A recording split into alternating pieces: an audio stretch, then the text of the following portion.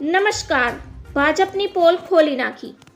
કોંગ્રેસમાં જોડાયેલા દીપ્તિબેન વઘાસિયાએ સ્ટેજ પરથી એવી સ્પીચ આપી કે સભામાં હાજર રહેલા લોકો તમામ ખડખડાટ હસવા લાગ્યા. તેમણે માઇકમાં જણાવ્યું કે અમે ભાજપમાંથી ભ્રષ્ટાચાર કરીને કોંગ્રેસમાં જોડાયા છીએ. આટલું બોલતા જ સભા સ્થળે બધા હસી પડ્યા તો કોંગ્રેસના નેતાઓ પણ વિચારમાં પડી ગયા હતા. રાજકોટ ખાતે ટીઆરપી ગેમ ઝોન પાસે ગતરોજ કોંગ્રેસની સંવેદન સભા યોજાઈ હતી. આ દરમિયાન દીપ્તિબેન વઘાસિયા સહિત 50 મહિલાઓ ભાજપને અલવિદા કહીને કોંગ્રેસમાં જોડાઈ હતી. તેમને કોંગ્રેસનો ખેસ પહેરાવીને તેમનું પાર્ટીમાં સ્વાગત કરવામાં આવ્યું હતું.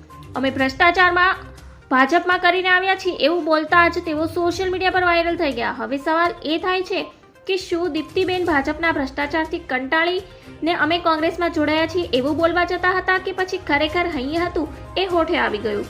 જે બાદ દીપ્તિબેનને માઇકમાં બોલવા માટે કહેવામાં આવ્યું, જેમાં તેઓએ ભાંગરો વાટ્યો હતો, જેનો વિડીયો હાલ સોશિયલ મીડિયા પર વાયરલ થઈ રહ્યો છે. ધન્યવાદ. જય હિન્દ.